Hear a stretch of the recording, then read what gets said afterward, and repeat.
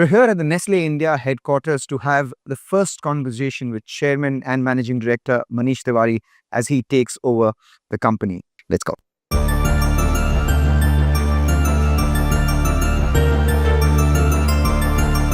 Okay, let's go, let's walk.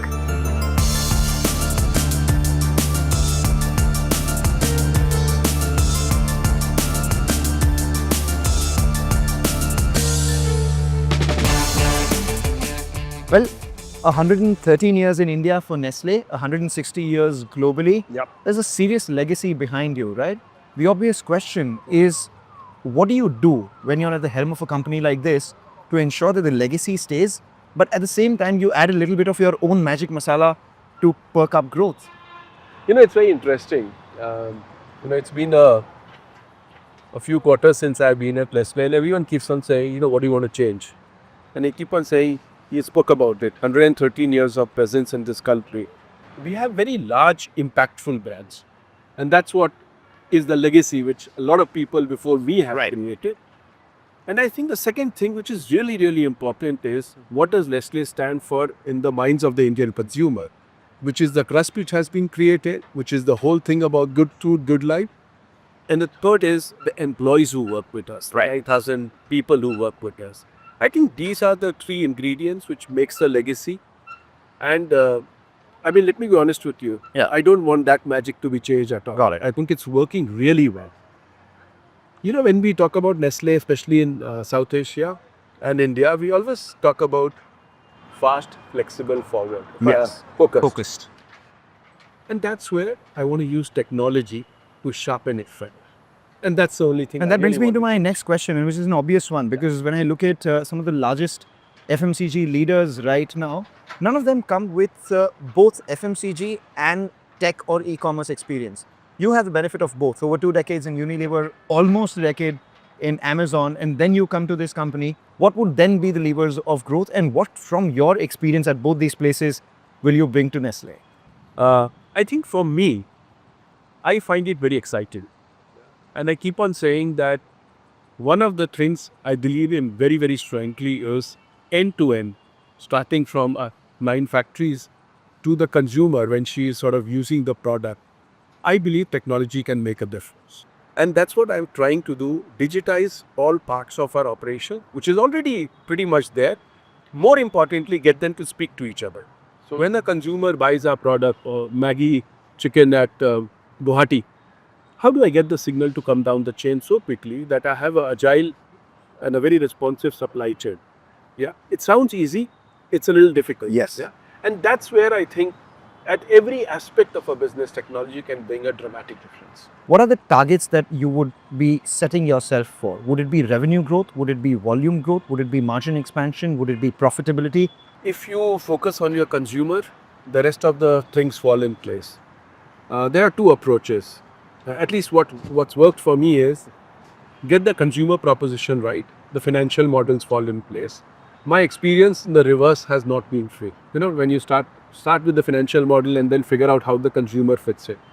So if you ask me, even today, what a Maggi stands for, what a Cerelac stands for, what a Nescafe stands for in the Indian consumer's mind, my single-minded focus is to keep on increasing the impact and the trust of these brands. How do you define those in numbers? Because, I've been tracking the consumer space, and what really matters for me more than any other number is how the company grows its top line.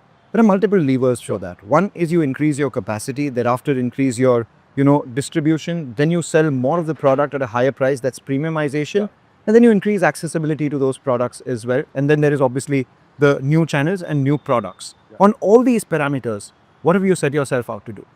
Yeah, I think the first thing, and you touched upon it, and it shows in our capex plans. Yeah.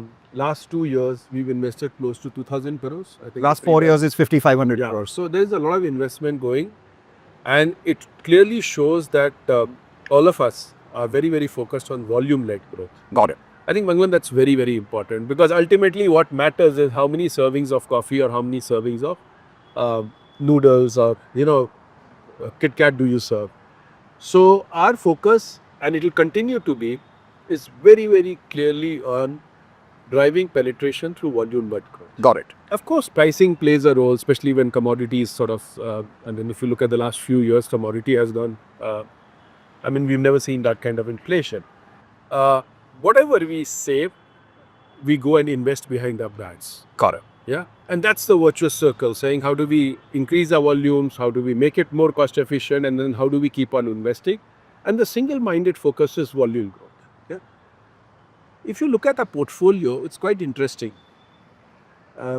If someone had asked me even before I joined Nestle, while there is a lot of excitement about the top end, the e-commerce part, quick commerce, and lots of action happening, what is really interesting is our contribution from rural India is probably 17-18%. Exactly. Now, most CPG companies, to the best of my knowledge, would be anywhere from 40 to 35 to 50. Yeah. The big ones are around 45-50. Got it. Rural has been the fastest growing segment in the market for the last 3 years. Yeah. Even when there was a slowdown, Yes. it kept on growing at close to 1.5 times. All macroeconomic indicators are showing that rural is stepping up. The government is investing a lot of money. So if you take these three factors, contribution is much lesser. 5 years back, my rural presence was not as good as it was. Yes. today. Yeah. So if you just take distribution points, 210,000 villages is where so you that's are, the right? stores. Yes. Plus now I have 30,000 plus distribution points because we sell food products. So it's very, very important that even at the small store, in West Champaran district, the product has to be fresh. Yeah. Because it's not just about distribution. So when I take the macroeconomic rural thing, when I take our brands and I think about the presence we build, I am super excited about it. Got it. Yeah. So both ends, the e-commerce end or the quick commerce end and rural is. And rural is in my humble opinion, a special, opportunity for Nestle, given we've largely been a urban and a semi-urban company. So this 18% over the next few years goes where? So I would want our rural growth to be at least twice of what overall we grow. But Mangalam, the thing is, in a percentage, you have a numerator and a denominator. And it can be a self-fulfilling number. We're doing very well at the top end of the premium business in Q-commerce.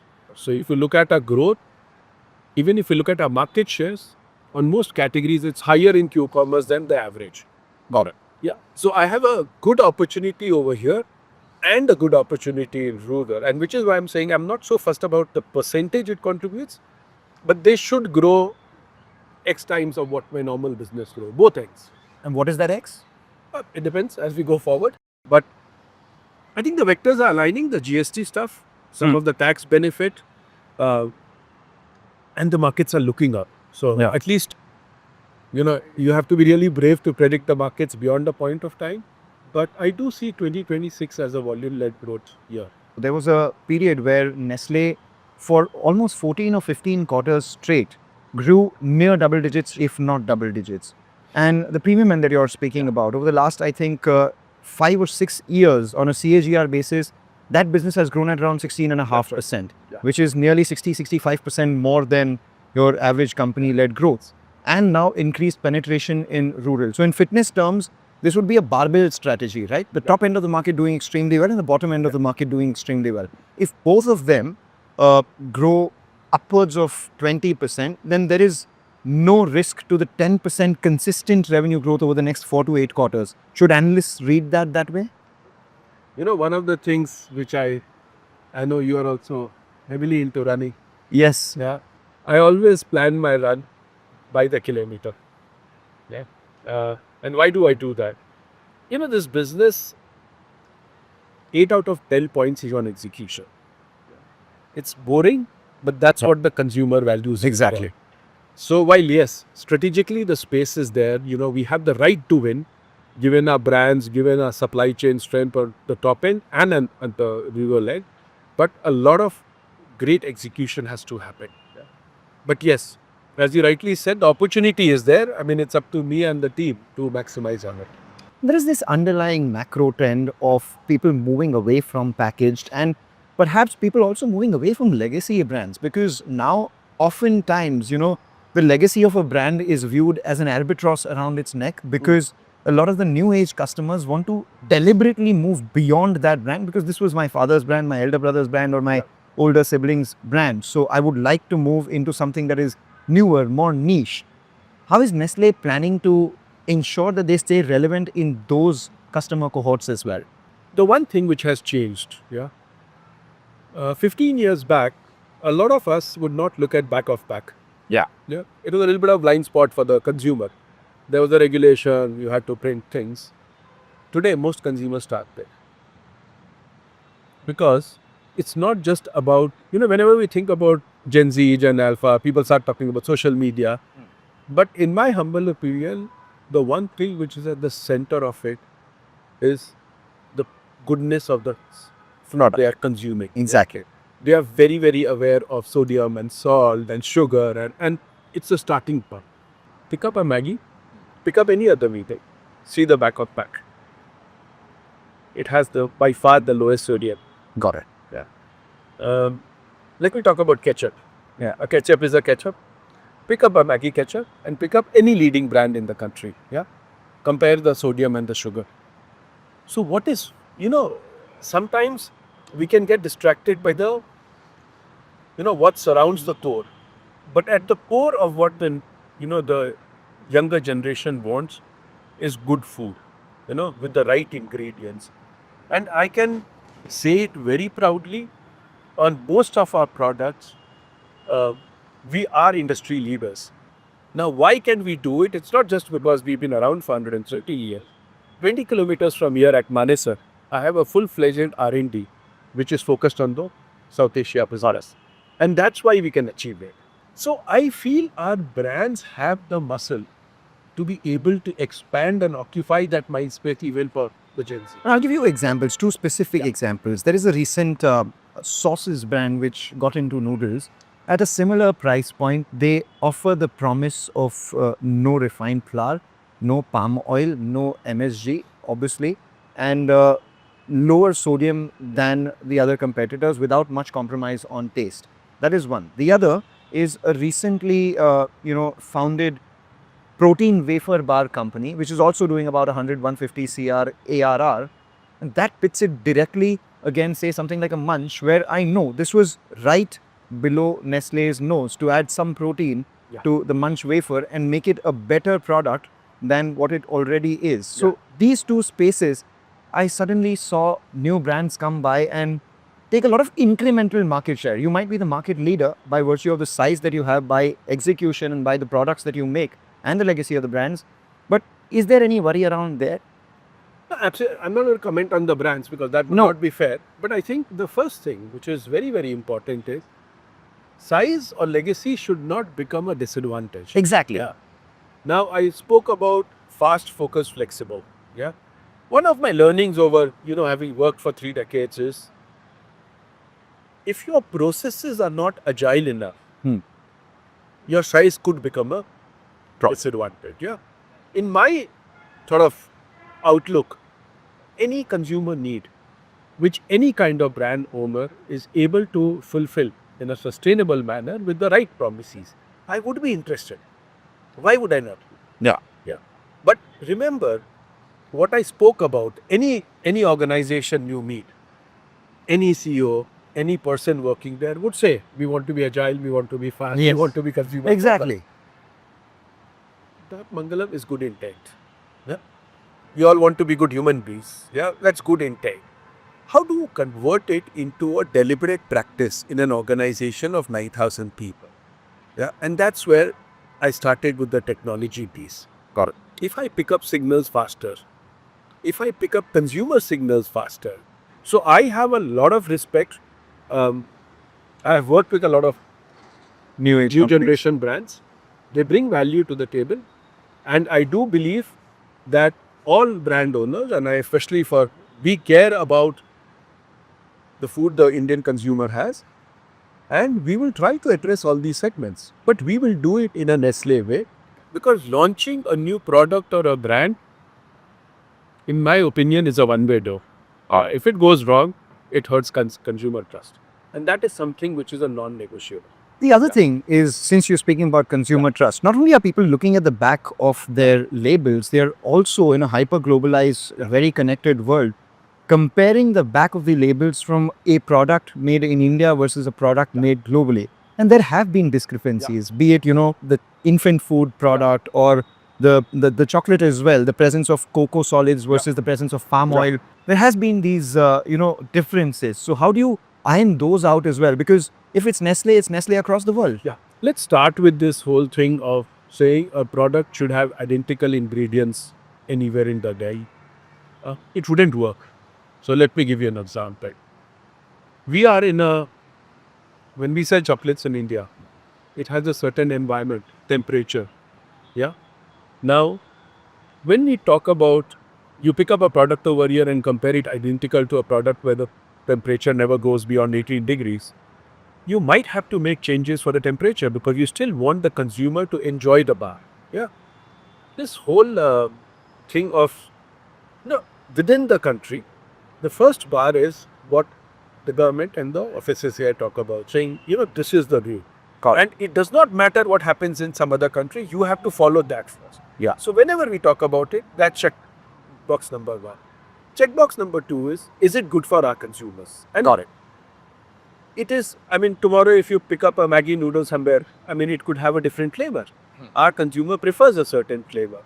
So I create this narrative of, do you sell some different product in some other country versus, in my humble opinion, it's misplaced. We have far bigger challenges to address in this country. So I sometimes think it's a distraction. I can say it with complete confidence that all our products, of course, they meet FSSAI. Like that's, I think, the starting point. But if there are some changes in ingredients, it meant for the consumer. It's not trying to sell two different quality. So you're not products. selling inferior products Absolutely in India if not. there is an ingredient change. Absolutely Right? not.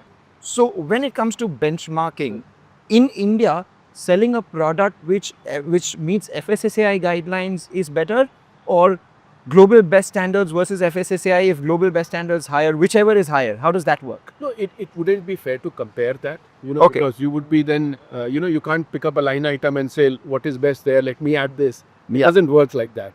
Yeah. Okay. But let me take an example. All the coffees, and I say this with a lot of pride, bulk of our coffee we source from India, and all of it is sustainable farming. We've created, it's not a benchmark, it's not something which is required, but we do it because we believe our consumers deserve it. Today, the same coffee, some of it goes to the Nespresso capsules. So yes, our bar is much higher. It's not about meeting regulation. But Exactly. we can't say take one line item from someone's regulation, it won't work like that. All right. What is the next 1,000 crore category according to you? I think the 2-3 businesses I'm very excited about right now is first is Nespresso. The country is premiumizing. I see a lot of headroom for growth. We've started selling it online a year back. What have the numbers been so far? What is the... I don't have the numbers ready right now, but earlier there were a lot of people buying from the grey market, from various players. But the feedback has been very, very positive on Nespresso. I see a lot of legs for that. Is that big enough to be a 1,000 crore business? At some point, yes. It's a very large business globally. So, yes. I think the second one... Near future. No, it will take some time. It will obviously take some time. The second one is... And, it's not just the size, because it adds a lot to our reputation as a coffee expert. So, it's an important thing. The second business, which is scaling quite rapidly right now, is Purina. Yes. Pet food business. I say it in an odd way, but I think cats love Phoenix. Dogs love Pro Plan. Every pet parent I meet, especially up country, they always say, why don't you bring it here faster? We are building the business just like any nutrition business. And it's a business which is already picking up, but it's going to have a very, very bright future. I think the third one is Nestle Professional. Okay. We do a lot of business out of home, offices, Horeca. There's a Magnolia bakery which has opened very close to this. It always has a long queue outside it. We sell to the bakery. Got it. So the cheesecake, if you have, Okay. it has milkmaid. Got it. Okay.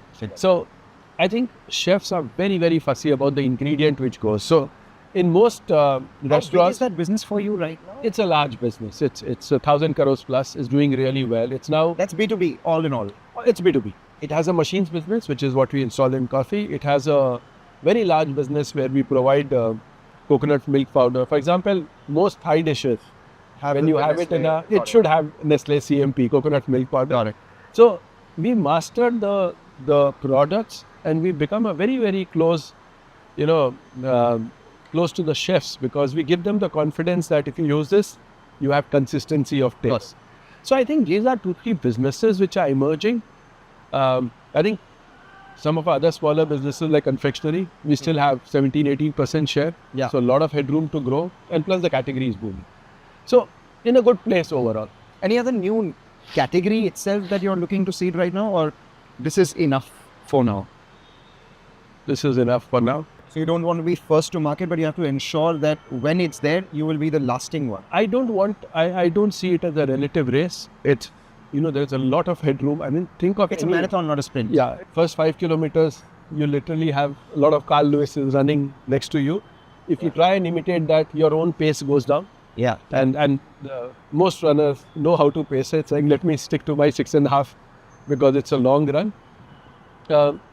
Like I said, people will innovate, and that's good. Yeah. But it's not that, the earlier starter will have it's a very large market. So one has to be thoughtful about it. So how does all of this, from a Unilever, Amazon thought process of fast-paced growth, reaching markets, quarterly numbers and all of that, move into the Nestle thought process where, views are more decadal opportunities, they're seeding into culture, etc. How do you marry the two? The pace of a sprinter and the distance of a marathoner? I'm more of a long distance person. And when I say it, I'm not just talking about running. I think there are areas where speed is very important. I mean, let me give you a good example. The GST transition. Yeah. A very large transition. There was a lot of face required, a lot of change required. Yeah. But I must tell you, it was not just the bias for action. All our distributors have worked with us for very, very long. So there was a trust with them. If you went to an outlet, they would tell you that kuch upar niche hoga, Nestle is there for us. And that's why we did not face that disruption. So there are places, this is a word I use very often. On two-way doors, show bias for action. On one-way doors, deliberate because of the nature of the business problem. So that's how I think about it. Perfect. Nestle hit the 10,000 crore revenue mark in 2017, 20,000 crore mark in 2024. So it was about 8 years in which it doubled. Do you think the next 20,000 crores doubles in less than 8 years? I would hope to. You would hope to. 30,000 crores by 2030 possible on the top line? It depends if the market momentum maintains. I think right now, like I said, 26 looks like a promising year. All the vectors are aligned. But it all depends on how well we execute. So comes back to that. And all of them between this 22 to 24 sort of margin band that you've been at? Maintaining the margin band? Yeah, I think, business has to be played with a net. You can't grow and say, I won't do the bottom line. I believe we have the tools to grow without sacrificing margin at this point of time. You've typically done about 4.5 to 5% of sales. As a proportion of sales, will the ad spends increase? Yes. To what? The intention is to move it up slowly. Again, it's ad spends is like cholesterol. They can be good and bad. Yeah. It's important to be very thoughtful and deliberate. But directionally, would we be increasing our ad spends faster than our top line growth? Yeah. And that won't come at the cost of margins? Hopefully not. The idea is to use technology to drive optimization on all parts of the organization. What's the one category that you haven't yet scratched the surface of, but you want to lead in?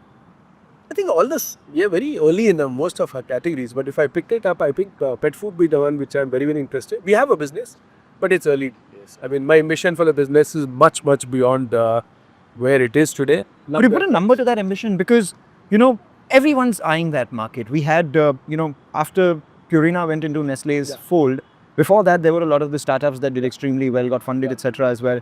Thereafter, you had a couple of listed companies come in. Godrej has announced its foray. Reliance also has announced its foray. So how big is the opportunity and how big would Nestle want to be in that? No, I wouldn't go by size, but I would want to create the same trust we have with parents, with the pet parents also. I've been brought up on Cerelac. My kid has been brought up on Cerelac. That's the trust. That's the science which goes behind the products. We would want to do the same for our pet parents. And you believe that the trust in Cerelac still stays because Absolutely. of, despite all the news around it containing sugar and all of that and stuff, Absolutely.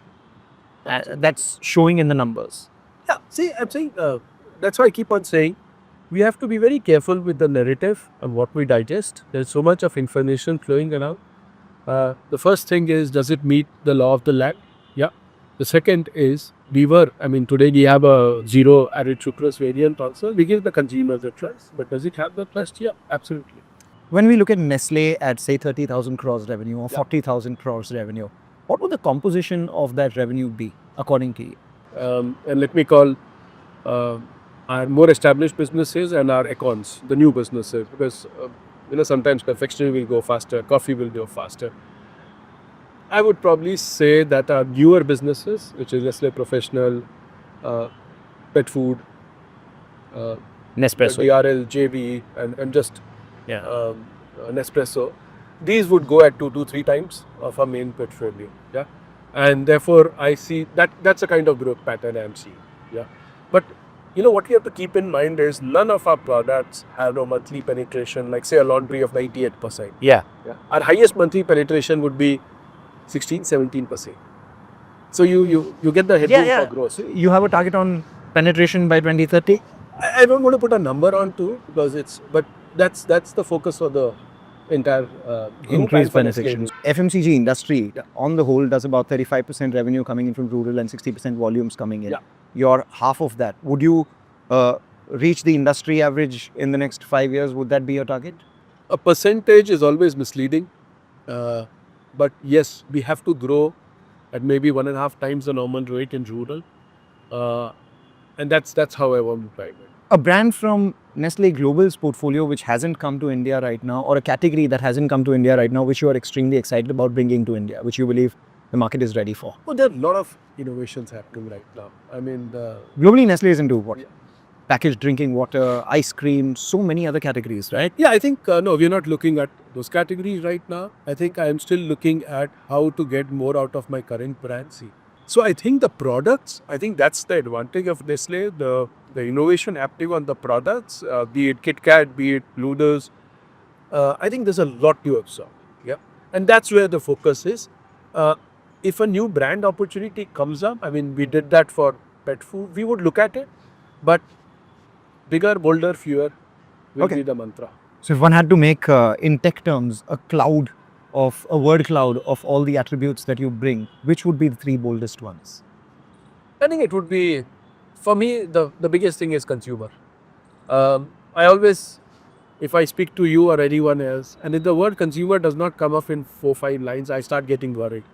I think the second is this entire thing of how do we leverage technology to make our jobs more efficient, more easier, so that I believe all of us are trained to take very high level value judgment, not to do the daily busy work that can be done by machines.